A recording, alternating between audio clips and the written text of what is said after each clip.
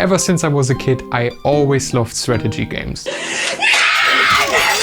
Especially RTS games like Age of Empires, Age of Mythology, Empire Earth, Lord of the Rings, Battle for Middle-earth, Command and Conquer, and all of these are amazing games, and especially Battle for Middle-earth deserves so much more love and maybe even a future video. But today I want to talk about a game that is, in my opinion, one of the best, if not the best, RTS game out there.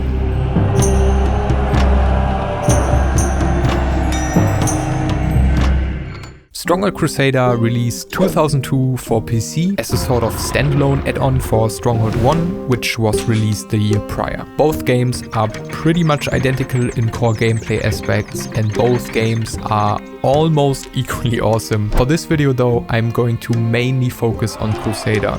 Stronghold features quite deep gameplay systems that combine resource and settlement management with extensive base building and fun battles with a great variety of tools and weaponry. Doesn't matter if you love carefully building your perfect castle, managing the economy and making that dough, like literally you can make bread in this game. Or you're just all about the Unmatched and love to overrun your enemies with like 700 assassins or something. Humiliated. This game has some of the most hilarious and memorable voice lines that I can think of. For some reason, those old school strategy games used to love having some fun with the voice acting and adding some kind of funny, quirky elements. Age of Empires, for example, has those funny chat quotes. Rogan? Or yes, Warcraft has those unit quotes. And well, Stronghold Crusader has this. Why didn't you intervene sooner? I'm coming to kill you! I have to say though that while the English version is pretty good too, it got nothing on the German voice actors having the time of their life in this game. Die Männer, die ihr in die Grafschaft der Ratte geschickt habt, haben versagt. Was kann ich dafür? Ich hab nur die Truppen gestellt. Die Ratte hat sie befehligt.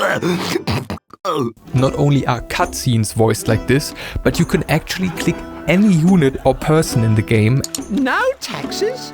Well, that makes a nice change. And they will talk to you and react to things you do, like raise taxes. I have a family to support. Scare them into working faster with gallows or multiple forms of medieval torture equipment. Or make your castle pretty with flowers and dancing bears. The people worship you, sire. You also have this absolute legend of an advisor. My guy over here lets you know anything you need. Why have a little pop-up that lets you know that you have no wood left if you can have this guy screaming in your ear 24/7? Place that there, my lord. Wood needed. That there, my lord. Wood needed. This game is just so full of passion and detail, from its beautiful sprite art style that still really holds up in my opinion, especially if you compare it to those early 3D strategy games that look like this. To the beautiful music which you have been listening to throughout this video, composed by Robert Uvino, which still to this day is one of my favorite medieval soundtracks. Without it, this game for sure wouldn't be the same. If you have a D&D playlist or something, the soundtrack of Stronghold Crusader and especially Stronghold 1 should be a must include.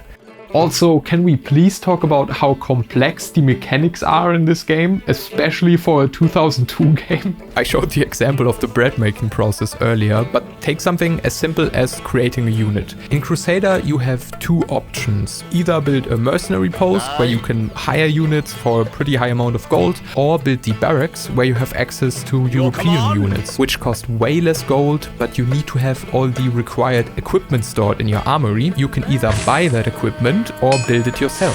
For example, one of my favorite units, the Macemen, which are quite weak solo but really strong in greater numbers. The Maceman needs a mace, obviously, which can be smithed by a blacksmith who first needs to get iron from the storage for smithing. But all of that doesn't even matter if people hate living at your castle or you just don't have enough room for like recruits, like houses and stuff. These kinds of systems are what makes this feel so thoughtful and immersive. You have to balance keeping your people happy while also thinking about the economy, while also thinking about war, like offensive and defensive, and that loop is just really, really fun. And I haven't even started talking about all the options in combat. You can have knights on horses, I know, crazy, which again you need a bunch of equipment for, and a stable for the horses, crossbowmen, archers, monks, engineers who can build all kinds of siege and defense equipment like trebuchets, catapults, a shield or even a siege tower, fire throwers or torch wielders who can set off fires and lead to a potential widespread of fire that disables the entire economy of your opponent. Or recruit tunneliers, so you can damage the enemy's fortification from below.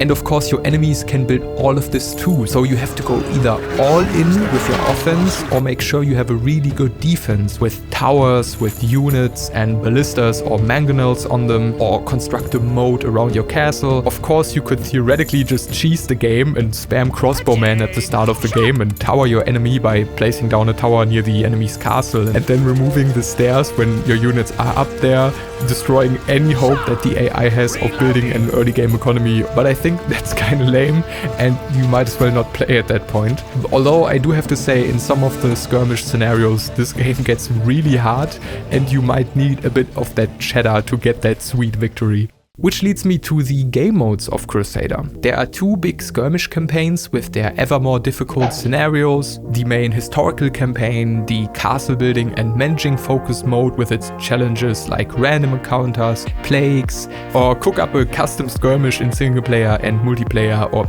even build a scenario with the editor. I do have to say though that right now the multiplayer is only playable with third-party software like Game Ranger for example, and I also strongly suggest you install the unofficial Crusader patch. I know some people don't like games where you have to kind of patch around, but in my opinion, if there's a community that keeps a game alive and well after 21 years, that really says something about that game. But depending on when you see this, you might be able to enjoy Stronghold 1, which again is very similar to Crusader, in an official updated manner. While writing the script for this video, Firefly announced a remake for Stronghold 1. Looking at the footage at the moment, it doesn't look like a crazy upgrade, but it brings in a lot of quality of life improvements, graphical enhancements, a new campaign, and most importantly, a new way for people to find this game, enjoy this game, and have a much easier time to play this game with friends or online competitive without using any like weird third-party software. Crusader is just really an amazing game that has such a great vibe, unlike any other strategy game. And if everything I've talked about hasn't convinced you to play this game yet, then this game still has one trick up its sleeve, one secret that not everyone knows about. If you go to the options in the game, you can not only customize your lord and change the banner and name, you can even change your lame normal cursor to a sword cursor. From here on out, I don't care what game it is, I want the sword cursor.